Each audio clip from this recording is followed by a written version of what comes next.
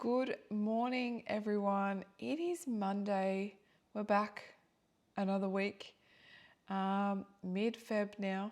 Geez, the year is just slipping away from us. Now, I'm not in my normal studio today bringing you an exercise workout. To be honest, I have been feeling a little bit conflicted about what I post on social media this week with everything else that is happening in the world around us locally in Australia on the East Coast with all the flooding and all the weather, and then internationally what's happening as well overseas with war and everything like that. So this morning I wanted to bring you some information about my pre-exercise routine, the morning routine that I follow before I get ready to move my body. Now, as I tell you guys all the time, exercise is such an important part for me, for my emotional well-being. However, there is a big step that I do before that. So I wanted to share that with you this morning to hope that this might give you a little bit of inspiration to help for yourself, to do something for you before you get your day started, to sort of set your intentions the best possible way. So every morning I get up quite early, and the reason I do that is because having my alone time and having a little bit of time for myself is really, really important. I know how that makes me feel when I do those things. So getting up early is a time that I can get ahead of my kids. My kids always wake up early too, but we've started to put in some boundaries early on when I started my morning routine that this was mum's time and my time for myself. So often, yes, my kids still wake up, they still come and find me, but I just gently remind them that this is my time. This is what, this is mum's meditation time, this is mum's journaling time. I'm not talking to you right now. Say it however it works for you and your children. Sometimes, especially Blake, he will come and sit with me quietly. He knows he's not to talk or do anything. He might just sit on my lap. Other times they just go into another room and watch TV or something like that. So the first thing I do to start my day, and I do this every single day, is drink 1 litre of warm water. That's the first thing I do every single day. And I do that because it's really important to hydrate yourself after you've been sleeping all night. You can become quite dehydrated. So that's an important step for me every single day. It helps me rehydrate. It helps me get in that water for the day before I've even started to think about what's happening for me. I've already drunk 1 litre of water. So that is the first thing that I do every single day. Now, after I do that, how do I do that? I fill up my bottle with half of my filtered water, and then I turn on the kettle with a little bit of hot water in there so it doesn't take too long to boil. And then I just top it up. And that's what I do. So I drink my litre of warm water, and then I move into sitting into a spare room that we have, and I get out my diary and I start my morning routine. And this is what I do. So feel free to write this down so you can try this out for yourself or modify the routine that you're actually doing right now to what suits you. So after I drink my 1 litre of water, I take a look at my vision board that I have. Now, I actually have this inside of my planner, inside of my diary. So I just open it up to that page, and then I can sit there and then start my morning routine. So I start with box breathing. And if you haven't heard of that before, it's basically a 4-step process to breathing in really nice and deeply, holding your breath, then breathing out, all the way out so you can really push your tummy out, and then hold your breath again. So if you think about it in that box type sense of breathing in, hold, breathing out, hold. And that's what I do. And I do that for about 3 to 5 minutes. When I first started, I did time myself, so set my timer on, because I found that it just wasn't going long enough. But now I just automatically do that for a certain amount of time. I don't time myself, but that's a good way when you're first getting started, is just to time yourself. Now, after I do that, I then move into 2 minutes of gratitude. And again, I don't time this anymore, but I did in the beginning just to make sure that I was actually getting through all of the points that I wanted to. So I think about all the small things that mean a lot to me. What is really important? And some days that can be really hard. When you've had a really challenging day, when the kids have just been driving you nuts, or you're really frustrated with your partner's work routine, or whatever's been happening in your life, it can be really difficult to find those moments of gratitude. But this is when it's most important to have them. When you are grateful for things in your life, it changes your mood, it changes your mindset, and it changes how your whole day runs. So taking that small amount of time and just thinking about things, and it doesn't have to be anything major. It could be a cup of coffee, a nice long hot shower, a smile that you pass to someone in the shops, or anything. Just thinking of those little things that, what are you thankful for each and every day? To be able to have food to give to your family, to be able to have a home. Now, if you're in those regions where you've lost your home, or you're flooded and all those types of things, what are the reframes that you could use? What are some of the things that you could put in place for that? You could be thinking about the neighbour that helped you achieve a certain goal, or helped you get out of the home, or saved something for you, or just really expanding your thoughts into a positive mindset is really, really going to help you. So after I do that, I move into thinking about things that really just fill my cup. So what are the most loving and inspiring moments of my life?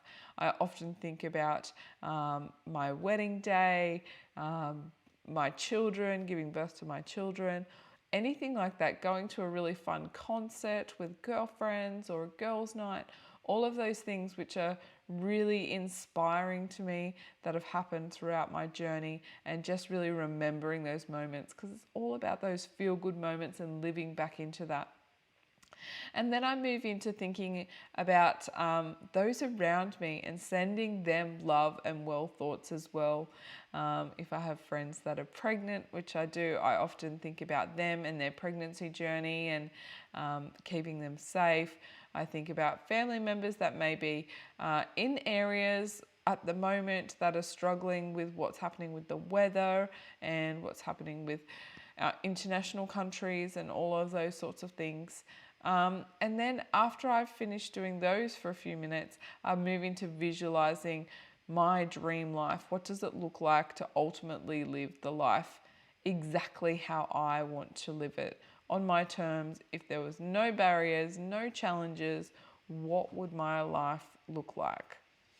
And then I finish by just creating an intention to have a great day.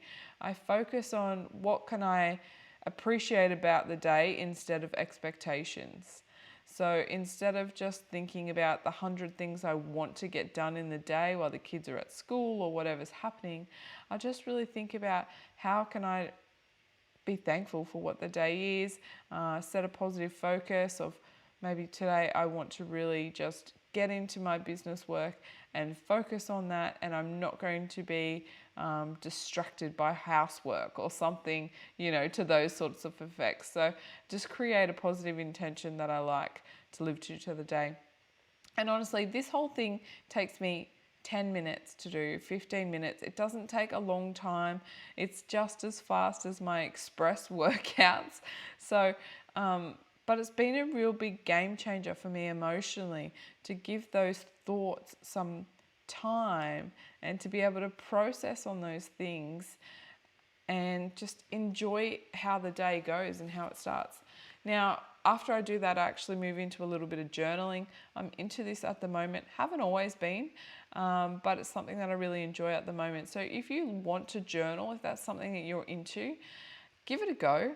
You don't need a fancy journal. You don't need to buy anything really expensive. just pull out a notebook.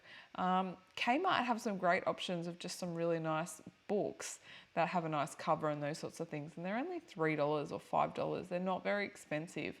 So if you're not sure if journaling is something that you want to stick to for a long time, or you don't really want to invest a lot into it, you don't need to. You really just need a pen and a paper, and that's all.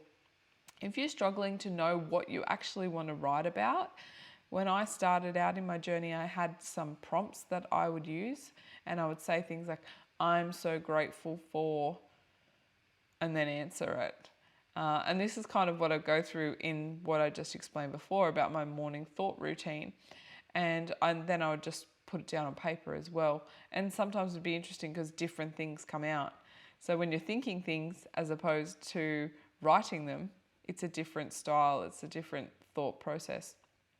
I would also maybe just even start with a prompt of what my goal was for today or for the week or for the month.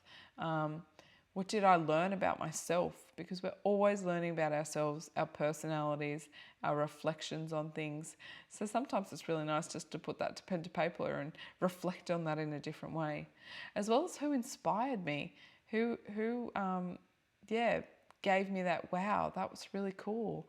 I would enjoy being more like that, or having that sort of thought set or something like that. So who inspires you can definitely help you find different groups of people that you want to surround yourself with and that really lift you up and give you that feel good feeling.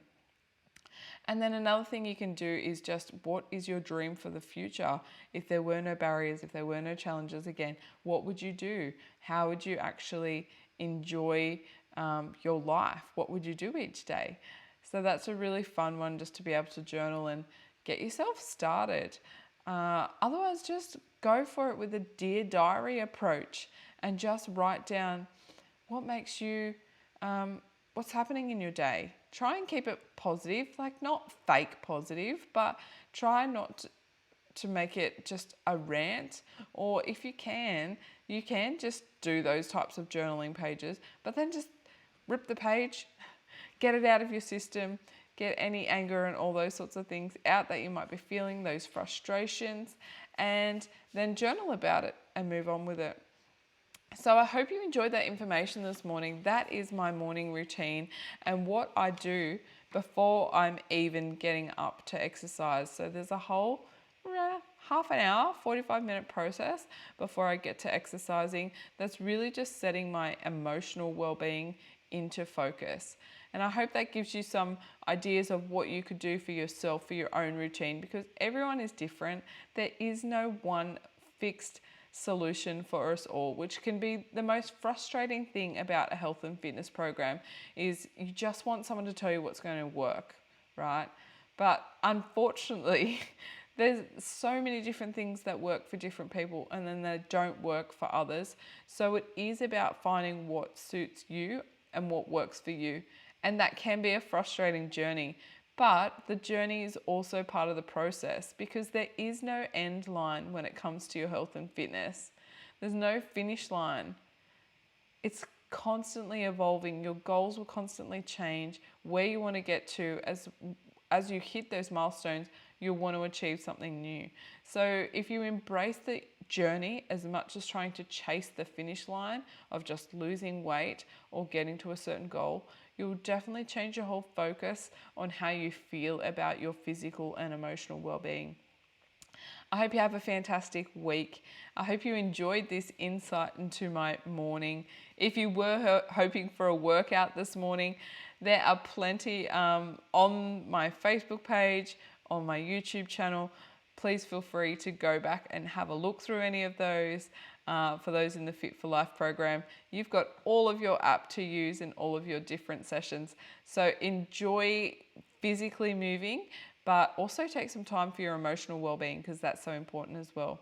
Now, if you have any questions, if you want to chat about this further, I'm going to drop a link in under this live video to connect with me, to have a chat with me. And yeah, if you have any questions, if you would like some support to set up your health and fitness routine, feel free to get in touch. Have a great day and hope you're all doing well.